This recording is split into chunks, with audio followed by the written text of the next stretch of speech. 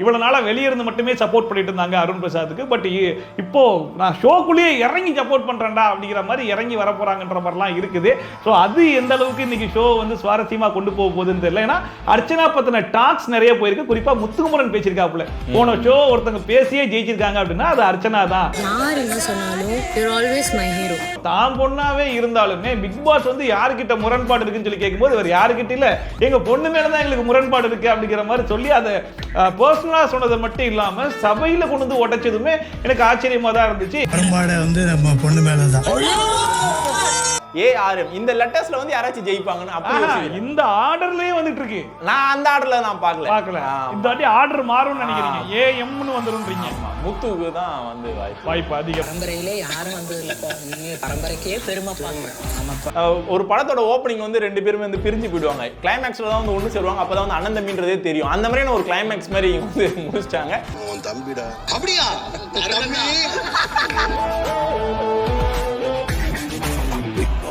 வணக்கம் my dear zone mates, welcome to Safi zone. நான் உங்க ஷஃபி. அண்ட் இன்னைக்கு எதுக்காக வந்திருக்கோன்றது கண்டிப்பா தெரிஞ்சிருக்கும். 12th வீக் கூடிய அனாலிசிஸ் பண்றதுக்காக வழக்கம் போல நம்ம கூட விஎஸ்கே இருக்காப்புல. Unseen updates, interesting updates and ஒவ்வொரு ஃபேமிலியும் உள்ள வரும்போது சுட சுட பயங்கரமான அப்டேட்ஸ்லாம் கொடுத்துட்டு இருக்காப்புல.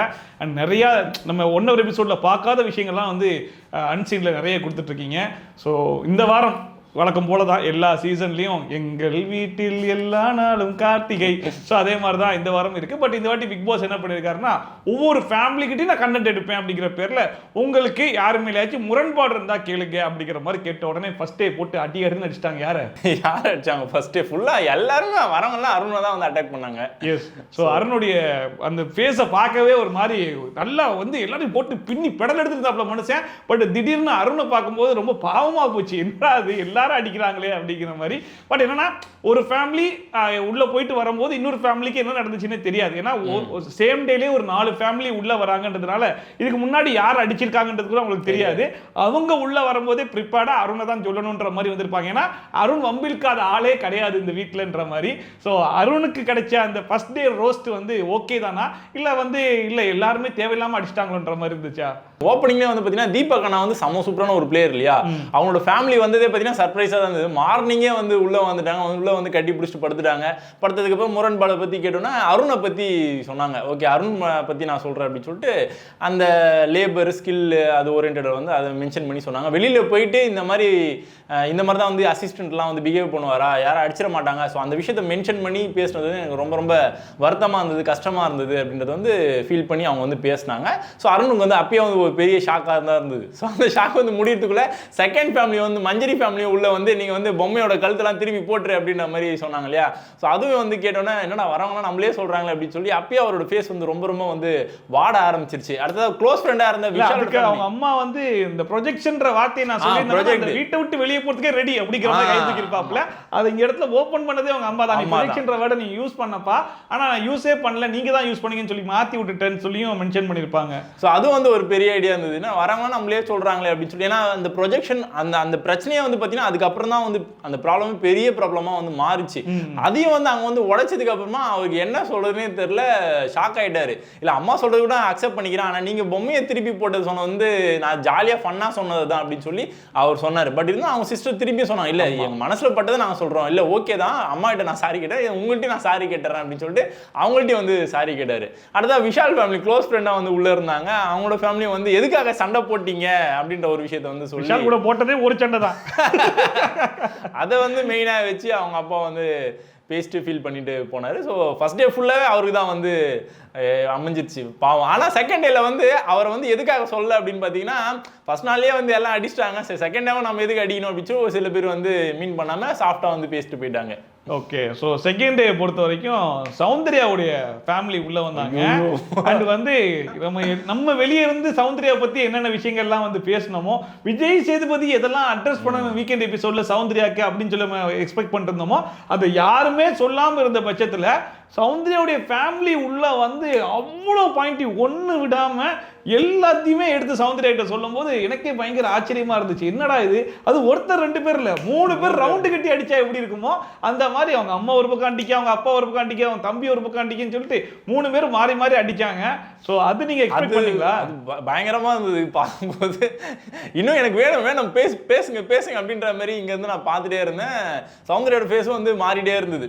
ஏன்னா சொன்ன பாயிண்ட் எல்லாமே பார்த்தீங்கன்னா முக்கியமான பாயிண்ட்ஸ். அது இவங்க என்னென்னலாம் இந்த வீட்டில் வந்து தப்பா பண்ணியிருக்காங்களோ அது எல்லாத்தையுமே வந்து மீன் பண்ணாங்க, மென்ஷன் பண்ணாங்க. வீட்ல எல்லாம் நீ இந்த மாதிரி இருக்க மாட்டியே, தலையெல்லாம் இந்த மாதிரிலாம் பண்ண மாட்டே, ரியாக்ஷனா கொடுக்கவே மாட்டே, இங்க வந்ததுக்கு அப்புறமா ஏன் அப்படின்னு சொல்றது அவங்க சொன்னதுக்கு அப்புறமா தான் நமக்கே வந்து தெரிஞ்சுது. நம்மள என்ன நினைச்சிட்டு இருந்தோம் அப்படின்னா வீட்லயே இந்த மாதிரி தான் இருப்பாங்க போல அப்படின்ற மாதிரி தான் நம்ம வந்து நினைச்சிட்டு அப்படிதான் சொல்லி வச்சிருந்தாங்க. அது ராணுவ ஜெப்ரி கூட கேட்டிருப்பாங்க, இல்ல வீட்லயும் இப்படிதான் ரியாக்ஷன் கொடுப்பேன்லாம் சொல்லிட்டு இருந்தாங்க கிட்ட அப்படின்ற மாதிரி. சோ அது எல்லாத்தையுமே பாத்தீங்கன்னா உடைச்சதுக்கு அப்புறமா அதுவும் அவங்க அப்பா வந்து நீ நிறைய மாத்திக்கணும் கிட்டத்தட்ட ஒரு 10-15 வாட்டி வந்து லைவ்ல வந்து சொல்லிட்டே இருந்தாரு. அது அவ்வளவு வந்து சொல்லிட்டே இருந்தாரு, மாத்தின்னு சொன்னாரு. ஆனா சொன்ன பாயிண்ட் வந்து இதுதான், மரியாதை கொடு, மதிப்பா பேச. ஒருத்தவங்க வந்து உன்கிட்ட வந்து குறைய சொல்றாங்க அப்படின்னா காது கொடுத்து கீழே, சும்மா யாரும் வந்து சொல்ல மாட்டாங்க. ஸோ அதெல்லாம் வந்து நீ நிறைய மாத்திக்கணும். அவங்களோட பிரதரும் வந்து சொன்னாரு. அது என்ன ரியாக்ஷனு எதுக்கு இருந்தாலும் அவங்க வந்து ஒரு விஷயத்தை பத்தி பேசுறாங்கன்னா 10 விஷயம் இருக்கு அதுல. ஆனா அந்த விஷயத்தெல்லாம் வந்து காது கொடுத்து கேட்காம உனக்கு தெரிஞ்ச 2 விஷயத்த மட்டும் பத்தி தான் நீ வந்து பேசுற, தப்பா எடுத்துல, அந்த மாதிரிலாம் வந்து பண்ணாதுன்னு சொல்லி எல்லாத்தையும் வந்து ஒரு கிளாரிட்டியான ஒரு எக்ஸ்பிளனேஷன் வந்து கொடுத்தாங்க. அதுக்கப்புறம் சௌந்தர்யா ஃபேஸும் வந்து மாறிச்சு. அதுக்கப்புறம் ஜாக்லின் போய் ஜாக்லின் வா,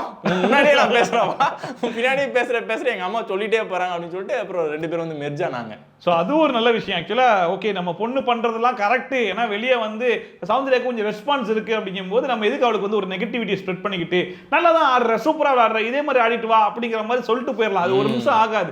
பட் இருந்தாலும் தான் பொண்ணாவே இருந்தாலுமே பிக் பாஸ் வந்து யாருக்கிட்ட முரண்பாடு இருக்குன்னு சொல்லி கேட்கும்போது அவர் யாருக்கிட்ட இல்ல, எங்க பொண்ணு மேலதான் எங்களுக்கு முரண்பாடு இருக்கு அப்படிங்கிற மாதிரி சொல்லி அதை பர்சனலா சொன்னதை மட்டும் இல்லாம சபையில கொண்டு வந்து உடைச்சதுமே எனக்கு ஆச்சரியமா தான் இருந்துச்சு. அண்ட் சௌந்தர்யா கேம் எனக்கு பிடிச்சிச்சா இல்லையான்னு தெரியல, பட் அவங்களுடைய ஃபேமிலி வந்து ஒன்று பண்ணிட்டு போனாங்க பார்த்தீங்களா, அது எனக்கு ரொம்ப க்ளோஸ் டு தி ஹார்ட் அப்படிங்கிற மாதிரி. அதாவது ஒவ்வொரு சீசன்லயும் ஒரு ஃபேமிலி வந்து அப்படி மனசுல நிக்கிற மாதிரி இருக்கும். சீசன் 4ல வந்து சிவானியோடைய அம்மா வந்து போட்டு வெளுத்து வாங்கிட்டு போயிருப்பாங்க. அப்பா நம்ம சொல்ல வேண்டியதெல்லாம் நம்ம ரூபத்துல உள்ள போய் ஒரு அம்மா சொல்றாங்களே அப்படிங்கிற மாதிரி அந்த சீசன்ல பயங்கர ட்ரெண்டிங்கா இருந்தது சிவானியோடைய அம்மா தான். ஸோ அந்த மாதிரி இந்த சீசன்ல சௌந்தர்யா ஃபேமிலியே வந்து பின்னி பெடல் எடுத்துட்டாங்கடா அப்படிங்கிற மாதிரி இருந்துச்சு. சௌந்தர்யாக்கு யாரெல்லாம் வந்து அதெல்லாம் கிடையாது, கரெக்டாக தான் பண்ணிட்டு இருக்காங்க, அதுல என்ன தப்பு இருக்கு, ஒரு மீட்டிங்ல கால் நீட்டி உட்கார்ந்தா அது என்ன தப்பா அப்படிங்கிற மாதிரி வெளியே யாரெல்லாம் முட்டு கொடுத்துட்டு இருந்தாங்களோ அவங்களுக்கெல்லாம் கூட வந்து பதில் சொல்ற மாதிரி, இல்லப்பா எங்களுக்கு பார்க்கறதுக்கே தப்பா தான் இருந்துச்சு அப்படின்னு சொல்லிட்டு சௌந்தர்யா ஃபேமிலியை அதை கிளியர் பண்ணும்போது அப்ப நம்ம சொன்ன விஷயம்லாம் கரெக்டாக தான் இருக்குது. அந்த ராணாவோட மேட்டரியை வந்து ஷேர் பண்ணாங்க. கீழே அடிபட்டு இருந்தாலும் போய் தூக்கணும், என்ன நீ உட்கார்ந்து இந்த மாதிரிலாம் பண்ண, யாருக்கு அடிபட்டுனா போய் தூக்கி விடு, என்ன எதுன்னு கேளு, அதெல்லாம் தப்புன்னு சொல்லி எல்லாருமே வந்து நம்ம என்னென்னலாம் நினைச்சிட்டு இருந்தோமோ அது எல்லாத்தையுமே வந்து சொல்லிட்டு போறோம். பட் இதுக்கப்புறம் சொல்லி no use, because end of the season இருக்குன்றப்போ 3 வாரம் தான் இருக்கு. நம்ம எதையும் வந்து மாத்திக்க போறதுல மாத்திக்கவும் முடியாது. அது இவ்வளவு நாள் வந்து உள்ள இருந்து அந்த எக்ஸ்பிரஷன் வந்து காமிச்சு நேச்சுரலாவே வந்து அவங்க உள்ள வந்து வர ஆரம்பிச்சிருச்சு. இதுக்கப்புறமா வெளியில போனா கூட அவங்களுக்கு அந்த ஆக்டிவிட்டிஸ்லாம் உள்ளே தான் இருக்கும். ஏன்னா உள்ள வந்து ஊற ஆரம்பிச்சிருச்சு. இந்த கடைசியா ஒரு வார்த்தை சொன்னாங்க பாத்தீங்களா, இதுக்கு எங்க அப்பாவே வந்து சொல்லிட்டாரு, இதுக்கப்புறம் கடவுள் தான் இறங்கி வந்து என்கிட்ட சொல்லணும், அதனால இதுக்கப்புறம் நான் மாத்திக்கிறேன் அப்படிங்கிற மாதிரி சொல்லியிருக்காங்க. மேபி இந்த ஃபேமிலி ரவுண்ட் முடிகிற வரைக்கும் அதை வந்து மெயின்டைன் பண்ண போறாங்களா இல்ல கடைசி வரைக்கும் இந்த எண்ட் ஆஃப் த சீசன் வரைக்கும் அதை மெயின்டைன் பண்றாங்களான்றது அவங்க கையில தான் இருக்குது. நம்ம அதை பொறுத்திருந்து தான் பார்க்கணும். அண்ட் அகைன் வந்து மற்ற ஃபேமிலிஸ் பத்தி நம்ம பேசணும் அப்படின்னா ரயனுடைய சிஸ்டர் ரொம்ப ரூடான ஒரு விஷயங்கள்லாம் வந்து ஷேர் பண்ணாங்க. என்னென்னலாம் தோணுச்சோ போல்டா பேசணும் அப்படின்னு சொல்லிட்டு அது சொல்லியிருக்கலாம். பட் ஆனா இவ்வளோ போல்டா வந்து பேசும்போது கொஞ்சம் ஒரு மாதிரி தான். சௌந்தர்யாவுடைய ஃபேமிலி இருக்கிறபடி பேசினாங்களோ அப்படிங்கிற மாதிரி இருந்துச்சு. வெளியே இருந்த டாக்ஸ் எல்லாத்தையுமே அவங்களுக்கு தோணுனதையும் தான் பொண்ணாவே இருந்தாலும் நான் சொல்றேன்ற மாதிரி இருந்துச்சு. ஆனா ரயனுடைய சிஸ்டர் சொன்ன நிறைய விஷயங்கள் வந்து இல்லையே, இந்த மாதிரிலாம் வெளியே டாக்கே இல்லையே.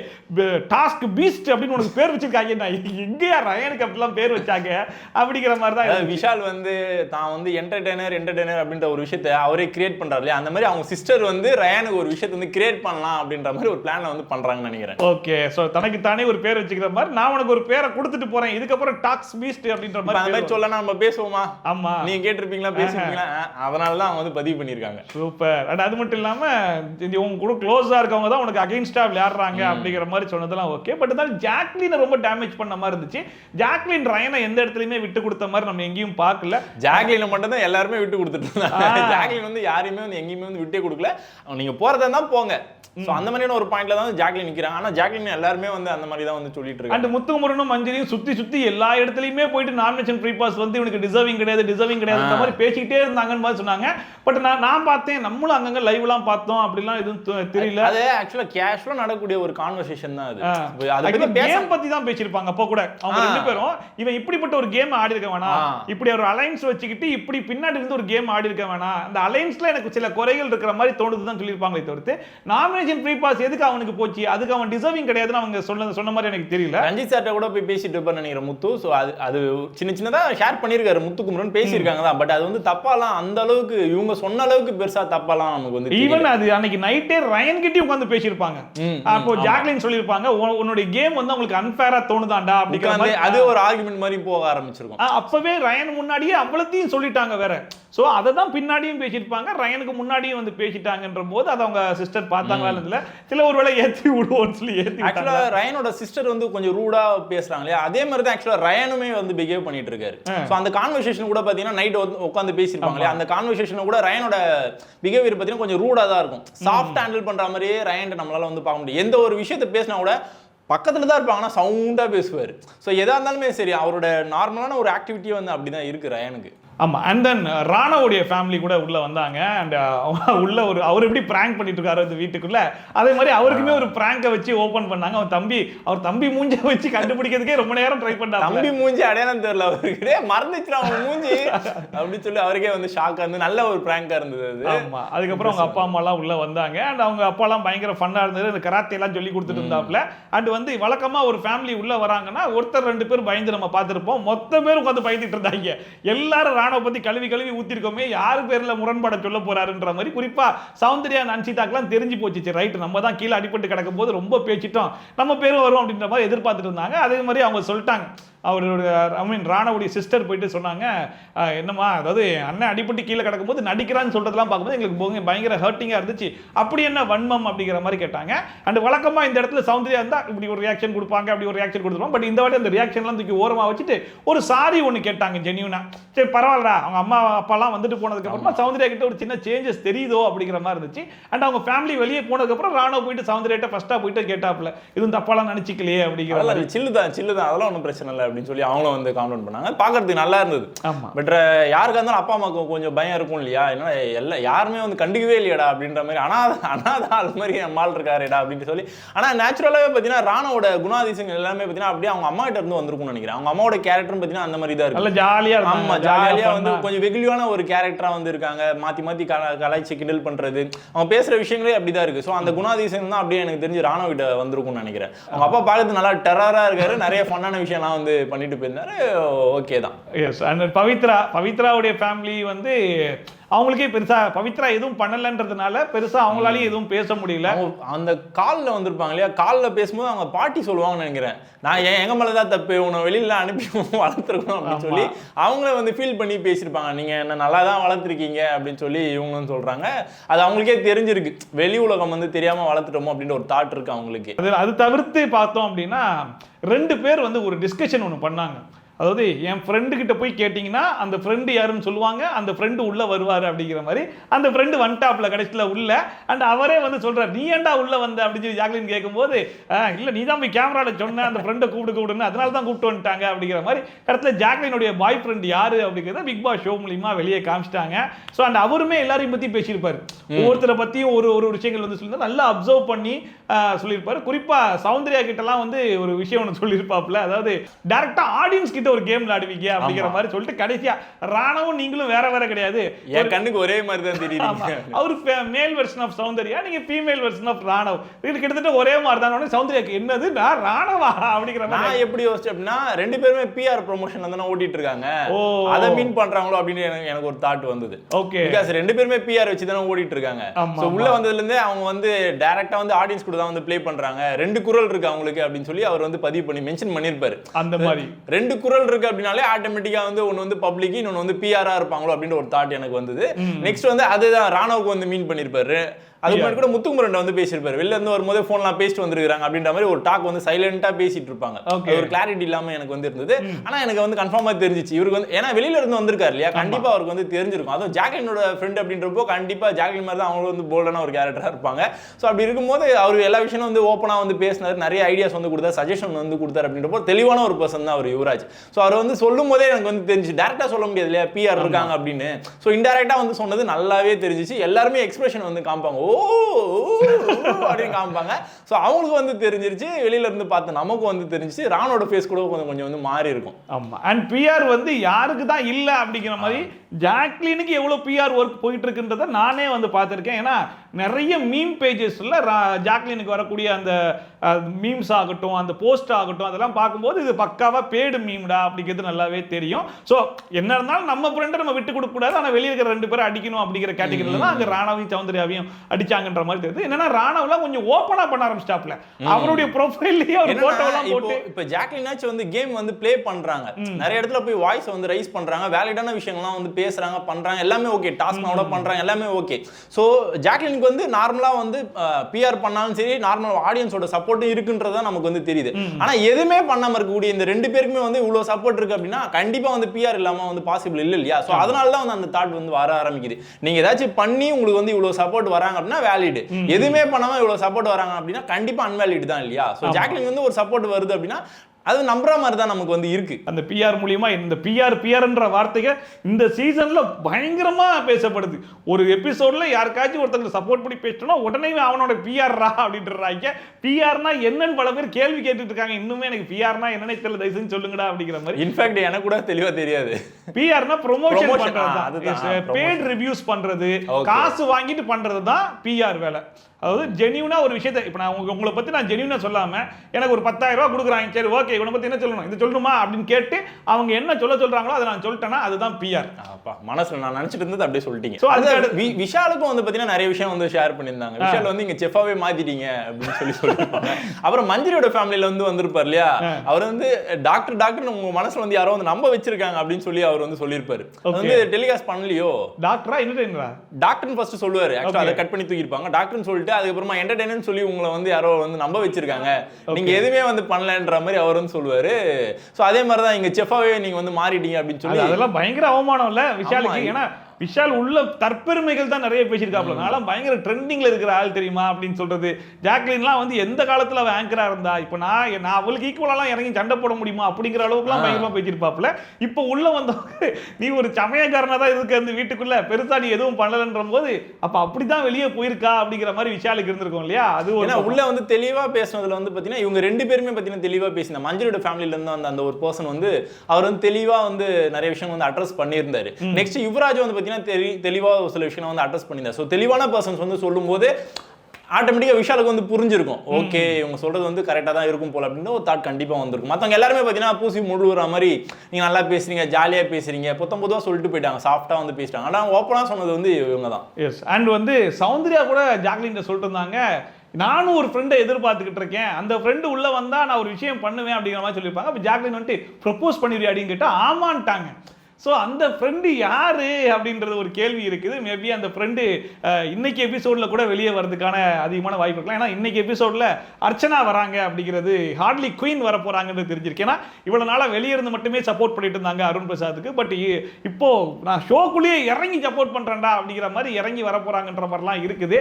ஸோ அது எந்த அளவுக்கு இன்னைக்கு ஷோ வந்து சுவாரஸ்யமாக கொண்டு போக போகுதுன்னு தெரியல. ஏன்னா அர்ச்சனா பற்றின டாக்ஸ் நிறைய போயிருக்கு. குறிப்பாக முத்துக்குமரன் பேசியிருக்காப்புல, போன ஷோ ஒருத்தங்க பேசியே ஜெயிச்சிருக்காங்க அப்படின்னா அது அர்ச்சனா தான், அதை நான் பாசிட்டிவ் வேல சொல்றேன் அப்படிங்கிறதையும் கிளாரிஃபை பண்ணிட்டாப்ல. பட் இருந்தாலும் அது ஒரு பக்கம் போயிட்டு இருந்துச்சு. இன்னொரு பக்கம் முத்துக்குமரனும் அருணுடைய ஃபேமிலி உள்ள வரும்போது என்ன ஆக போகுதுன்னு சொல்லி எதிர்பார்த்துட்டு இருந்தா, கடைசியில் அங்காளி பங்காளின்ட்டாங்க, சொந்தக்காரங்க பாட்டாங்க. நான் அப்லோட் பண்ண வீடியோலயே வந்து ஓப்பனிங்லயே அந்த விஷயத்தை தான் வந்து ஆட் பண்ணிருப்பேன். அந்த படிக்காதவன்ல மியூசிக் வரும்ல,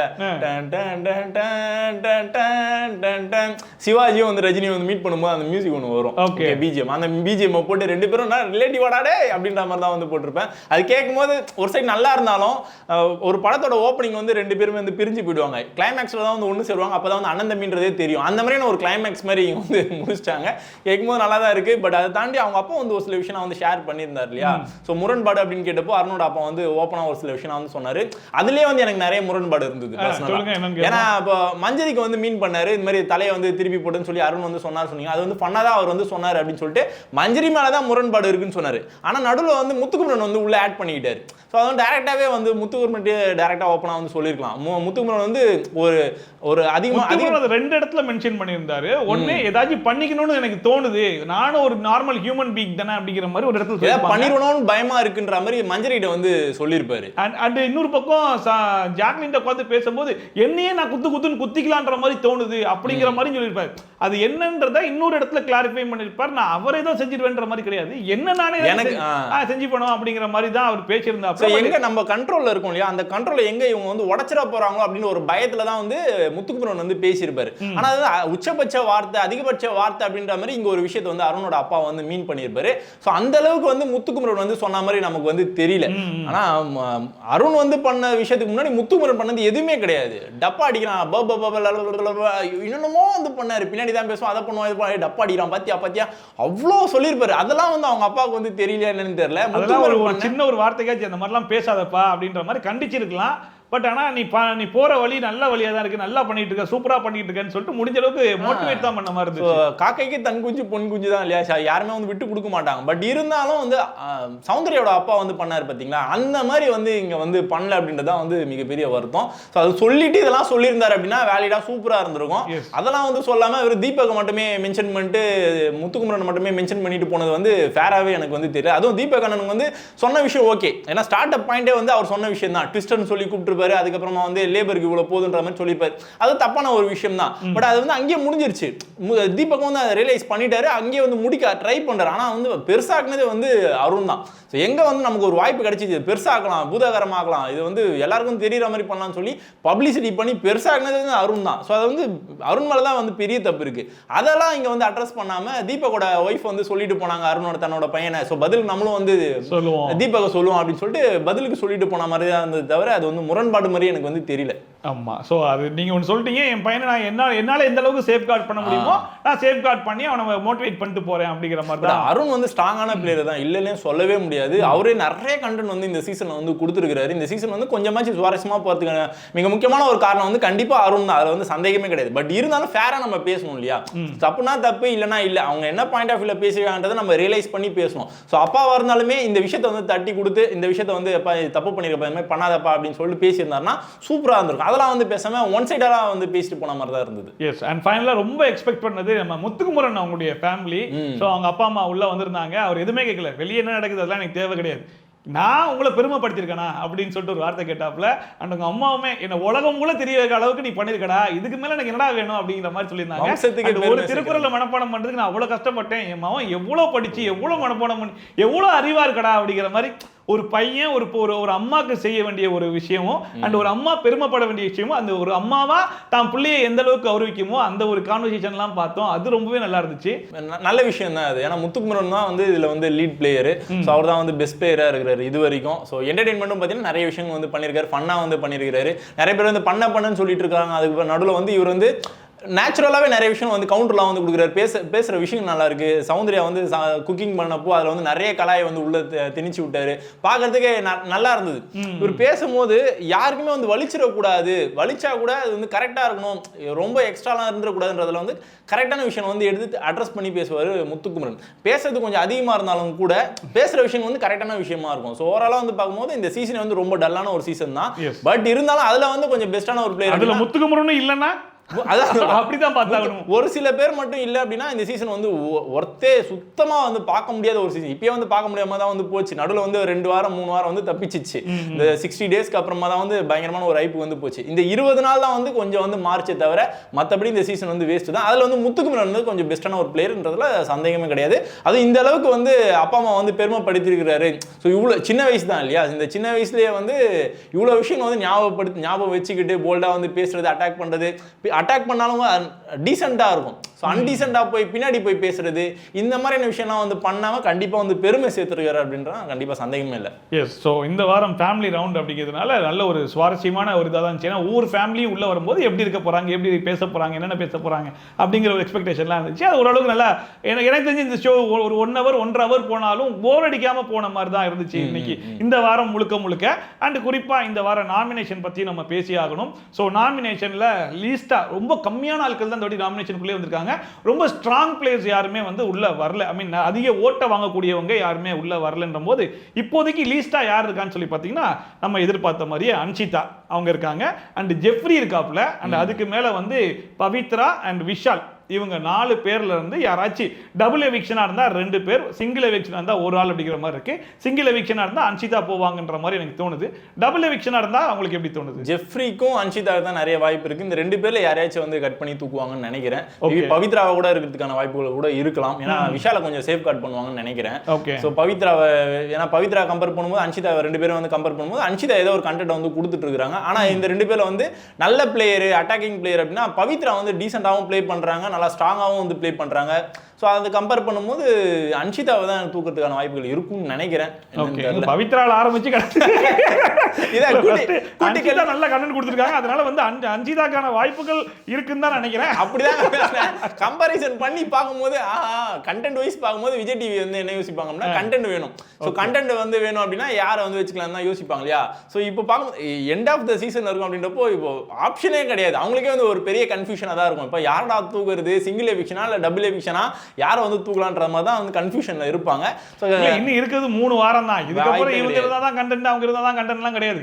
ஒரு 5-6 பேர் இருக்காங்க. அந்த 6 பேருக்கு வச்சு தான் ஷோ ஓட்டி ஆகணும். மீதி இருக்கவங்கள கழிச்சு தான் ஆகணும்ன்ற கட்டாயத்துக்கு வந்துட்டாங்க. ஏன்னா இதுக்கப்புறம் அவங்கள வச்சு என்ன ஒரு பிரயோஜனமும் கிடையாது. அடுத்த வாரம் டிக்கெட் ஃபினாலே அது விட்டா ஒரு 10 பேர் ஆடணும், அவ்வளவுதான். அதுதான் டாஸ்கா இருக்க போகுது. ஸோ எனக்கு தெரிஞ்சு மேக்ஸிமம் ஜெஃப்ரியை விட்டா டாஸ்க் கொஞ்சம் நல்லா விளையாடுறான் அப்படிங்கிறதுனால டிக்கெட் ஃபினாலே ஜெஃப்ரி வின் பண்றதுக்கான சான்சஸ் அதிகமா இருக்கலாம். ரயன் சொன்ன மாதிரி டாஸ்க் நல்லா விளையாடுறாப்புல. முத்துக்குமரன் வின் பண்ணிட்டா, முத்துக்குமரன் ஜாக்லினும் மஞ்சரியும் ஒரு பேச்சு பேசியிருப்பாங்க. இவங்க 2 பேரும் முத்துக்குமரன் டிக்கெட் ஃபினாலே வின் பண்ணிட்டார் அப்படின்னா நல்லதா போயிடும். ஏன்னா டிக்கெட் எப்படி அவன் ஃபைனல்ஸ் போயிடுவான்.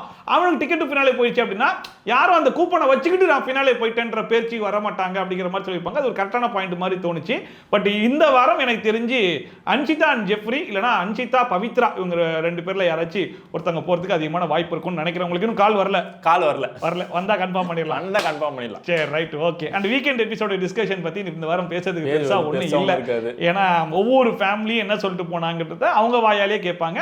மேக்ஸிமம் டாஸ்க் ஏதாச்சும் வச்சு அந்த டாஸ்க் மூலமா இது கூட கேட்கலாம். அப்பா அம்மா வந்து உங்களுக்கு முரண்பாடுல வந்து நிறைய விஷயங்கள் சொல்லிட்டு போனாங்க இல்லையா? அவங்க சொன்னதுல உங்களுக்கு ஏதாச்சும் முரண்பாடு இருக்கா அப்படின்னு மேபி கேட்டாலும் கேட்கலாம். அவங்கள வச்சு ஒரு டாஸ்க், அவங்கள வச்சு இப்படி போறதுக்கான வாய்ப்புகள். அவங்க சொன்னது வந்து உங்களால வந்து அக்செப்ட் பண்ணிக்க முடியல, அங்க வந்து சொல்ல முடியாம வந்திருக்கும். இங்க வந்து நீங்க வந்து எக்ஸ்பிளனேஷன் வந்து கொடுக்கலாம், சொல்லலாம் அப்படின்னு சொல்லி மேபி கேட்டாங்கன்னா, ஏன்னா ஓட்டி ஆகணும் இல்லையா? 2 நாளா வந்து ஓட்டணும் இல்லையா? எப்படி ஓட்ட போறாங்கன்னு தெரியல. சோ சண்டே வந்து டபுள் எவிக்ஷன் இருந்துச்சுன்னா அது டப்பு டப்புன்னு 2 எவிக்ஷனை வச்சு ஓட்டிட்டு போயிடுவாங்க. ஒன்னு கன்ஃபார்ம், போன வாரம் வந்து இந்த வாரம் எப்படி போச்சுன்ற கேள்வி வந்து வரல. இந்த வாரம் கண்டிப்பா வரும். ஏன்னா அந்த ஒரு கேள்வியை கேட்டோம் அப்படின்னா ஒரு 1/2 மணி நேரம் சுத்தம். அதனால வந்து சுத்தி விடுவாங்கன்னு நினைக்கிறேன். ஸோ எல்லாருடைய ஃபேமிலி மெம்பர்ஸ் பத்தி கேட்பாங்க. அண்ட் அது இதுன்னு சொல்லிட்டு கொஞ்சம் சுவாரஸ்யமா போகணும்னு நினச்சிப்போம். பட் ஆனால் என்ன பண்ண போறாங்கன்றது பொறுத்திருந்து தான் பார்க்கணும். வீக்கெண்ட் எபிசோட்ல பெருசா பேசுறதுக்கு டாபிக் எதுவும் இல்லை அப்படிங்கிறதுனால. ஸோ அவ்வளோதான் இந்த வாரத்துடைய வீக்லி அனாலிசிஸ். ஸோ அடுத்த வாரத்து டிக்கெட் டு ஃபினாலே பயங்கரமா சூடு பிடிச்சிரும். டாப் 5க்கு யார் வருவாங்கன்னு நினைக்கிறீங்க? டாப் 5 கண்டிப்பா முத்துக்குமரன், ஜாக்லின், தீபக், சௌந்தர்யா உள்ள வந்துருவாங்க. அடுத்தது தான் வந்து இழுபறியா இருக்கு. அருண் வரதுக்கான வாய்ப்புகள் நிறைய இருக்கும். ராணுவும் வந்து பிஆரை வச்சு ஓட்டிட்டு இருக்காரு. ஸோ ராணுவ என்ன கதைன்னு தெரியல. ஸோ அருண் வரைக்கும் எனக்கு தெரிஞ்சு கம்பல்சரி. இவங்க எல்லாருமே வந்து ஒருத்தான கண்டெஸ்டன்ட் தான். ஓகே. ஸோ மஞ்சரி கூட ஒருத்தான ஒரு பிளேயர் தான். அருண், மஞ்சரி, ராணவ் இவங்க 3 பேர்ல ஒருத்தர் டாப் 5ல வரதுக்கு சான்சஸ் இருக்கலாம். ஓகே. இந்த 5 பேர்ல இருந்து மேபி இந்த 8 பேரை வச்சுப்போமே, 7 பேரா? இந்த 7 பேர்ல இருந்து யாரு டைட்டில் வின் பண்றதுக்கு வாய்ப்பு இருக்கும்னு நினைக்கிறீங்க? முத்துக்குமரனுக்கு தான் வந்து வாய்ப்புகள் அதிகம்னு சொல்லிட்டு வேற ஆப்ஷனே கிடையாது இது வரைக்கும். கன்ஃபார்மே பண்ணிட்டீங்க. ஆமா ஆமா. டைட்டில் கொடுத்துடலாமா? பேர் அடிக்க சொல்லிடலாமா? ப்ளீஸ் கொடுத்துடலாங்க, வாய்ப்பே கிடையாதுங்க. ஓகே. ஆமா. ரன்னர் அப் யார் கொடுத்துடலாம், செகண்ட் ரன்னர் அப்லாம் சொல்லிட்டீங்கன்னா இப்பவே அடிச்சு வச்சிடலாம். அதுதான் வந்து பிஆர்ல ஓடிட்டு இருக்கு. நீயா நானா அப்படின்னு சொல்லி ராணுவ சௌந்தர்யம் மாத்தி மாத்தி வந்து போட்டி போட்டுட்டு இருக்காங்க. ஏன்னா ராணுவ எப்படி தான் வந்து இவ்வளவு சப்போர்ட் வந்து தெரியல. சௌந்தர்யாக்கும் அதே தான் இல்லையா? அவரு வேற பாத்தீங்களா இந்த ஏஆர்எம் சொல்லிட்டு இருக்காப்ல. அது வந்து ஒரு ஹைலைட்டான ஒரு விஷயம். நானும் வந்து ஹிஸ்டரி எடுத்து புரட்டி பாக்குறேன். ஏஆர்எம்னா இது வரைக்கும் ஜெயிச்சவங்க எல்லாருமே பாத்தீங்கன்னா அந்த பேர்ல தான் வந்து அமைஞ்சிருக்காங்க. ஏன்னா போன வாட்டி அர்ச்சனா, அப்ப இந்த வாட்டி ரயன் இல்லனா ராணவுக்கு தான் அதிகமான வந்து ஆரவா. ஆமா. அப்புறம் ரித்விகா ஏஆர் வந்துச்சு. அடுத்தது வந்து ராஜு நினைக்கிறேன். முகின் ராவ் எம்ல வருது. அடுத்தது ராஜு. அடுத்தது வந்து ராஜு. திரும்ப ஏதான வரணும். அப்புறம் ராஜுல போறீங்க. என்னது ஆரி ஓட்டிட்டீங்களே? ஆரி அர்ஜுனன். அதான் சொல்றேன் எல்லாரோட பேர் ஏஆர்எம்லயே வரும். ஏஆர்எம்லயே வந்துட்டு இருக்குமா. சோ அந்த படி பார்த்தோம்னா இந்த வாட்டி வந்து ராணவ் தான். நான் அப்படி பார்க்கல. ஏஆர்எம் இந்த 3 பேர் இருக்கு இல்லையா, ஏஆர்எம் இந்த லெட்டர்ஸ்ல வந்து யாராச்சும் ஜெயிப்பாங்கன்னு அப்படி இந்த ஆர்டர்லயே வந்துட்டு இருக்கு. நான் அந்த ஆர்டர்ல நான் பார்க்கல. இந்த வாட்டி ஆர்டர் மாறும்னு நினைக்கிறீங்க. ஏஎம்னு வந்துரும்ன்றீங்க. ஆமா, முத்துக்கு தான் வந்து வாய்ப்பு அதிகம். Okay fine. சோ அப்படி ராணவ ஜெயிச்சா அப்படினா காசு இருக்குன்னா யார் வேணா ஜெயிக்கலாம்ன்ற மாதிரி அப்படிதான். ஆனா எனக்கு வந்து விருப்பப்பட்டு கொடுக்கணும்னா தீபக்கு தான் நான் வந்து கொடுப்பேன். சூப்பர். ஓ நீங்க கொடுக்கிறதுக்கு ஒரு வாய்ப்பு இருக்கு. ஆமா, நான் கொடுத்தா தீபக்கு தான் கொடுப்பேன். எனக்கு இப்போ ஒரு கோப்பை கொடுக்குறீங்க அப்படின்னா எங்க நம்ம அரி இருக்காரு, ஒரு கோப்பை கொடுக்குறாருன்னா நான் தீபக்கு வந்து கொடுத்துருவேன். ஏன்னா கரெக்டான ஒர்த்தான ஒரு பிளேயர். முத்துக்குமரன் வந்து லென்த்தா இழுத்துட்டு போய் ஒரு விஷயத்தை வந்து எடுத்துட்டு போய் முடிப்பாரு. ஆனா தீபகனை வந்து நச்சுன்னு 4 விஷயத்துல வந்து நாலே வாரத்துல வந்து கரெக்டா பாயிண்ட்டும் இருக்கும், தேவையான விஷயங்களும் உள்ள இருக்கும். ஸோ கரெக்டாக வந்து பேசுவார். பிரச்சனைகள் எதாக இருந்தாலும் சரி முத்துக்குமரன் வந்து கண்ட்ரோல் பண்ணக்கூடிய ஒரு பர்சன்னா அது தீபகன். தீபக் வந்து ஒரு டிசர்விங்கான ஒரு கண்டஸ்டன்ட் தான் டைட்டில் வின் பண்றதுக்கு. பட் ஆனால் சான்சஸ் ரொம்ப கம்மியா இருக்கிற மாதிரி தோணுது. ஸோ ஆஸ் யூஸ்வல் நம்ம வினோத் வந்து கன்ஃபார்ம் பண்ணிட்டாரு இந்த சீசனுடைய டைட்டில் வின்னர் யாரு அப்படிங்கிறத. ஸோ இப்பவே நீங்களாம் போஸ்டர் அடிச்சு எல்லாத்துக்கும் ப்ரிப்பேர் ஆயிடலாம். அண்ட் இன்னும் கொஞ்ச நேரத்தில் நீங்க வந்து முத்துக்குமரனுடைய பிஆர் அப்படின்னு சொல்லிட்டு கீழே கமெண்ட் செக்ஷன்ல ஃபுல்லா நீங்க எப்படி சொல்றீங்களே, பப்ளிக் நேத்தமா சொல்லுவாங்க, ஆமா இது எங்களுக்கு தெரியாது பாரு டேய் போடா வேண்டாம் அப்படின்னு என்ன சொல்லுவாங்க, அப்படி சொல்லுவாங்க. ஊரறிஞ்ச விஷயம் தான் இது. ஊரறிஞ்ச ஒரு விஷயம். S S. சோ ஏன்னா வேற யாரும் பண்ண கொடுக்க முடியாதுல்ல, வேற யாரும் கிடையாது. எல்லாம் 1 lakh vote டிஃபரன்ஸ் இருக்கு. அன்அபிஷியல் voting படி பார்த்தாலுமே முத்துக்குமரனுக்கும் அடுத்தவருக்குமே 1 lakh vote டிஃபரன்ஸ் இருக்கும்போது ஆஃப் கோர்ஸ் தெரிஞ்சிச்சு. மேபி எனக்கு தெரிஞ்சு அர்ச்சனா உள்ள வராங்க இல்லையா. போன வாட்டி நீங்க சொன்னீங்க பேசி பேசியே வந்து ஜெயிச்சாங்க அப்படின்னு. இந்த வாட்டி நீங்க என்ன பண்றீங்க, பேசி பேசி தானே ஜெயிக்கிறீங்க அப்படின்னு தான் வந்து அர்ச்சனா வந்து சொல்லுவாங்களா? சொல்லுவாங்க. சொன்னா இருக்கிற பேர் இங்க எடுத்துட்டு போன மாதிரி ஆயிராதா? இல்ல அத டைரக்டா சொல்ல மாட்டேன். பேசி பேசியே தானே நீங்க ஓட்டிட்டு இருக்கீங்க அப்படி ஜெயிச்சாங்கன்ற ஒரு வார்த்தை அவங்களாச்சும் யூஸ் பண்றதாச்சு. அருணுக்கு அப்புறம் எப்படி சொம்பு தூக்குறது அதெல்லாம் வந்து பண்ண மாட்டாங்க. பட் ஆனா பேசுவாங்க, பார்க்கலாம். இன்ட்ரெஸ்டிங்கா தான் இருக்கும். சோ டிக்கெட் ஃபினாலே யார் வின் பண்ணி ஃபினாலேக்கு போறா அண்ட் வந்து யார் டாப் 5ல வர போறா, யார் டைட்டில் வின் பண்ண போறா, விஷால வர வைப்பாங்க பாருங்க. டாப் 5 டிக்கெட் ஃபினாலே வந்து ஜெயிச்சிட்டு ஃபைனல்ல வந்து நிப்பாப்ல நின்னதுக்கு அப்புறமா என்டர்டெய்னர் பெஸ்ட் என்டர்டெய்னர் அப்படி சொல்லி அதுல எவிக் பண்ணி எடுக்கும்போது ஒரு அண்டா குண்டாலாம் கொடுத்து 2 கரண்டியை கொடுத்து பாப்பா கிண்டிக்கிட்டே வெளியே வா அப்படின்னு சொல்லி வேணா அமுத்தி விடலாம் இல்ல. ரிசீவ் பண்றதுக்கு அன்ஷிதா, தர்ஷிகா, சௌந்தர்யா 3 பேர் நிக்க வச்சு வாங்க விஷால் கூப்பிட வைக்கலாம். நல்லா இருக்கும், அருமையா இருக்கும். சௌந்தர்யாவை கட் பண்ணிடலாம். சௌந்தர்யா வந்து அது தெரிஞ்சு ஆட் ஆக மாட்டாங்க. அன்ஷிதாவும் தர்ஷிகாவும் ஓகே கன்ஃபார்ம் பண்ணிக்கலாம். எல்லாத்தையும் பக்காவா இந்த ஆட்கள் தான் இவங்க. Really appreciate. Thank you so much.